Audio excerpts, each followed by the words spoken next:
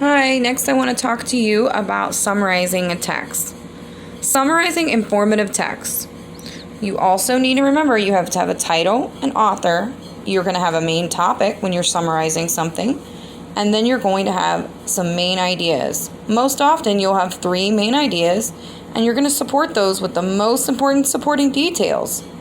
When summarizing a point, make sure to include the reasons and the evidence that are most important to the point.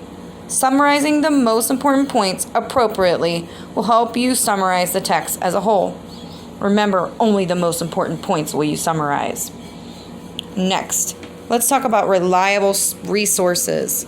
Using multiple sources to speak or write about a topic is the best way to make sure that your paper is going to have the best information. So use more than one reliable source.